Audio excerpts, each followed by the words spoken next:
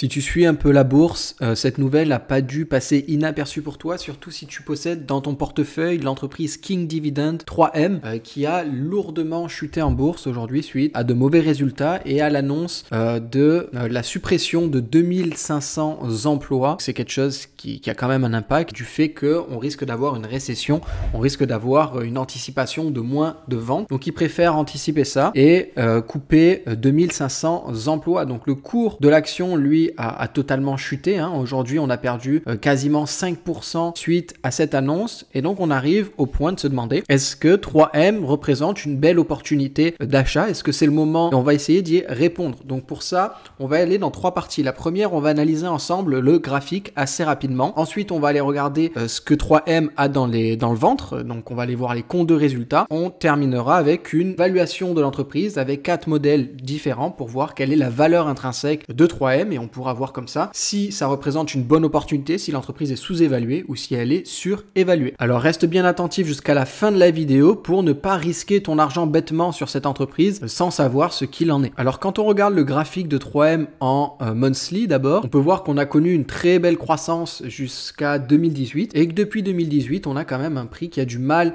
à exploser, on a quand même une action qui sous-performe vraiment et qui baisse énormément. À l'heure actuelle, on est quasiment sur le plus bas, si ce n'est on a même touché en dessous du plus bas qu'il y avait eu en 2020 et on se retrouve sur les niveaux qu'il y avait en 2013. Donc c'est assez dommage pour cette entreprise, surtout qu'on parle ici d'un King Dividend. Mais quand on regarde un petit peu plus près, on va regarder ce qu'il y a en weekly. On peut voir que pour le moment, le prix, il est vraiment maîtrisé par cette oblique qui passe juste là et on a tendance à chaque fois à venir y rebondir pour rechuter. Si on peut commencer à avoir des espoirs, des premières lueurs d'espoir de casser l'oblique pour monter, il va falloir attendre d'avoir des résultats beaucoup plus positifs et surtout qu'on ait quelque chose qui se passe sur les graphiques parce que là, depuis à peu près le 22 février 2022, donc depuis quasiment un an, on a une divergence qui se forme sur le RSI, mais pourtant le marché ne repart pas encore à la hausse.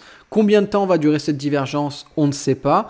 En revanche, ce qui est bien, c'est qu'elle est là et c'est que potentiellement, là, les vendeurs sont en train de perdre de plus en plus de force. Donc, c'est quand même un bon point. Maintenant, pour envisager de la spéculation à l'achat ou de l'achat vraiment pour de la plus-value, il va falloir attendre la cassure de cette oblique. Tant que l'oblique là n'est pas cassée à l'achat, il n'y aura pas vraiment d'opportunité d'achat. Maintenant, si tu es plutôt un investisseur value, un investisseur dividende, là, un 3M commence à représenter une opportunité en termes de prix très intéressante et c'est ce qu'on va voir dans la suite. Quand on regarde maintenant ce qu'il y a un peu dans le ventre de 3M, on se rend compte que c'est une entreprise qui déjà, depuis 63 ans, elle n'a jamais baissé le dividende, elle ne l'a jamais réduit, elle n'a jamais coupé ou quoi que ce soit. Il est en constante augmentation depuis 63 ans, ce qui fait que c'est un King Dividend. On a une croissance du dividende qui est quand même relativement intéressante. Durant les 20 dernières années, il a augmenté en moyenne de 8% par an et les 5 dernières années d'en moyenne 6% par an. Alors en ce moment, il n'augmente pas de beaucoup, 0,7%, mais c'est normal avec les risques de récession, les risques de moins de bénéfices, il faut forcément avoir un dividende qui soit plus safe. Autre point, s'ils suppriment aujourd'hui des postes, et surtout quand on va voir un petit peu les chiffres de 3M, visiblement, ils ont clairement envie de privilégier les actionnaires. Ils veulent vraiment montrer aux actionnaires qu'ils les soutiennent, ils veulent vraiment montrer aux actionnaires qu'ils peuvent avoir confiance en eux et qui vont vraiment privilégier les bénéfices pour continuer de reverser et d'augmenter ce dividende plutôt que les postes. Et ça, bon, malheureusement pour les employés, c'est pas terrible, mais pour les actionnaires, c'est une excellente nouvelle. Quand on regarde maintenant le payout ratio, on peut voir qu'on est aux alentours de 59%, ce qui est en dessous de 60%, donc c'est globalement acceptable, c'est bien. Pour les 12 prochains mois, on n'a pas prévu de monter trop au-delà des 60%, on a prévu de rester autour de 59%. Ça, encore une fois, c'est bien. Là où c'est un peu moins bon, c'est par rapport au free cash flow, où là, on a vraiment une entreprise qui, c'est un peu trop élevé. Alors, quand on voit l'historique, ça s'est très bien porté. C'est juste que là, on a eu une année un peu compliquée. On a beaucoup de risques qui planent autour de tout le monde, surtout autour des entreprises qui sont des industriels. Donc, c'est normal que le free cash flow, le payout ratio par rapport au free cash flow augmente autant. Quand on regarde les earnings per share, on peut voir qu'on a un peu moins que doublé au cours des 10 dernières années et on a quelque chose de très stable. On a vraiment des earnings per share, donc des bénéfices nets par action qui sont stables en légère croissance, et ça globalement c'est très bien. Ensuite, pour ce qui est des sales, donc du chiffre d'affaires, on a un chiffre d'affaires qui est en tant que légère croissance, on a une très légère croissance, c'est très stable et ça c'est quelque chose de très appréciable, surtout quand on voit que le nombre d'actions en circulation est diminué année après année, donc il y a une politique de rachat d'actions et ça c'est quelque chose de très bien. Quand on revoit les retours sur les equity et le capital investi, 17%, 46%, c'est quelque chose de vraiment très bien. Les marges, elles sont un peu légères mais elles restent tout à fait convenables avec 15% de marge d'opération et 9% de free cash flow, de marge de free cash flow. Donc c'est relativement bien. La marge d'opération, on aimerait bien que ce soit autour de 20-30%, mais 15% pour une entreprise aussi vieille et surtout qui fait vraiment dans tout, quoi. C'est très massif, c'est très diversifié comme activité. Ça reste très bien d'avoir 15%. Et pour le free cash flow, 9%, c'est totalement convenable. La dette, par rapport à l'EBITDA, elle est très bien. Par rapport au capital, elle est à la limite. Donc elle n'est pas mauvaise, elle n'est pas excellente, elle est à la limite, elle est bien. Donc là, pour le coup, ça se porte bien et la couverture d'intérêt diminue progressivement.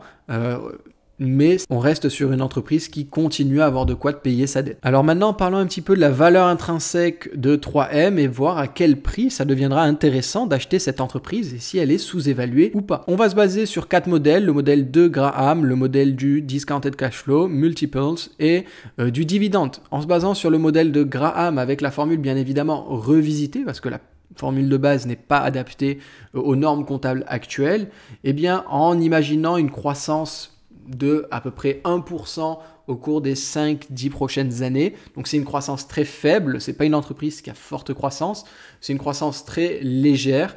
Il faut savoir qu'au cours des 5 dernières années, on a eu 2% de croissance à peu près. Donc là, on la divise par 2 étant donné qu'on va avoir des mauvais temps. 1% de croissance, eh bien on aurait une valeur intrinsèque qui serait aux alentours de $95, ce qui est largement en dessous de ce qu'on a actuellement comme prix. Quand on se base maintenant sur le cash flow, le modèle du cash flow, on a une croissance globale moyenne de 3,74% du cash flow au cours des 5-6 dernières années. Donc on va imaginer que pour la suite, ce sera environ 3% de croissance. Eh bien on se retrouve avec un prix, une valeur intrinsèque à 209, à l'heure actuelle en cote aux alentours de $117, donc on est sur une belle sous-évaluation et donc il y a un beau potentiel à aller chercher. Quand on compare maintenant avec les différents concurrents, donc là j'en ai mis 3, Valmont Industries, Honeywell et MDU Resources, on se retrouve ici avec une valeur intrinsèque entre guillemets qui devrait être plutôt aux alentours de $284 si on compare avec les bénéfices nets par action et le PER de chaque entreprise. Voici ce qu'on devrait avoir pour 3M. Par rapport au dividende, et là le dividende ça va être particulièrement intéressant parce qu'il faut savoir que c'est un king dividende, donc on peut prendre une plus grosse marge de sécurité entre guillemets, enfin une plus faible marge de sécurité. Ici on a un dividende qui en moyenne augmente à peu près de 2,33%, donc moi je vais mettre